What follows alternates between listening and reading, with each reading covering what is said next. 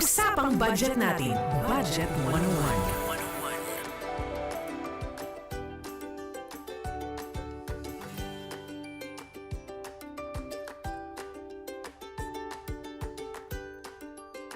Sa oras ng sakuna, saan nga ba huhugot ng pondo ang mga ahensya ng gobyerno? Halina't busisiin natin ang Quick Response Fund o QRF.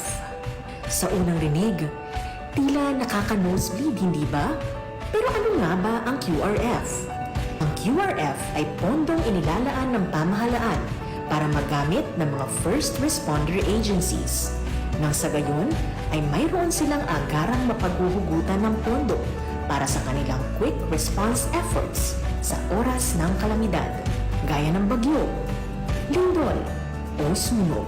Kabilang sa mga first responder agencies ang DPWH, DILG, DepEd, DSWD, DOH, Office of Civil Defense, Bureau of Fire Protection, Department of Agriculture, at ang Philippine National Police.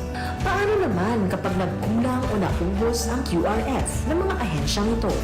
Nakasaad sa ilalim ng Special Provisions ng General Appropriations Act na kapag umabot na sa 50% or less ang level ng pondo ng QRF, maaari nang mag-request ng replenishment ang mga first responder agencies sa DBM.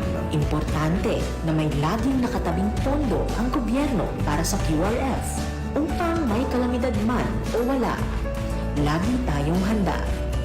Gets mo na ha? Samahan niyo kami lagi sa Usapang Budget, kung saan ang budget ng bayan mapag-uusapan. Diba? Nakita natin o napanood o napakinggan natin kung ano ba ang ibig sabihin ng QRF.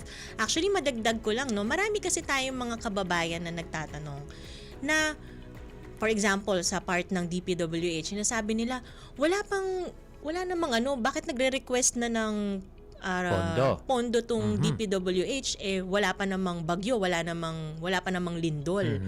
So kaya nga siya tinawag na Quick Response Fund. Yan yung pang-respond kapag may nangyari. 'Di ba? Kailan ka? Yan. Oo, na dapat 'di ba lagi tayo nga 'di ba kapag nagba-budget o nag-iipon, kailangan meron tayong laging naka-ready budget in case of emergency. May nakalaan na. May nakalaan na para hindi yung kung kailan magkaroon ng lindol o magkaroon ng sunog o anumang aberya o disgrasya, tsaka ka pa lamang magkukumahog kung saan mo kukunin yung pondong matataranta ka noon. Matataranta ka na. Kaya maigi talaga, maganda yan na yung kanina 'di ba na mention na kapag nasa batas yan kapag umabot na sa 50% yung nagastos ng isang ahensya sa QRF, pwede na sila agad mag-request ng replenishment sa DBM. Ayan, importante yan na Yusek, nabanggit mo nga yung bagyo, di ba? So, meron pa dyan yung mga paglindol, iba't ibang natural calamities na talaga namang dapat may pagkukunan ng pondo dahil hindi mo naman alam kung kailan mangyayari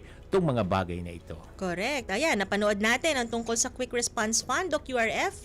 Mahalaga ito at lalo na sa ating bansa, higit po na 26 na bagyo ang nararanasan natin taon-taon. Ayan, at sana nga po may natutunan kayo sa aming ibinahagi ngayon sa Budget 101.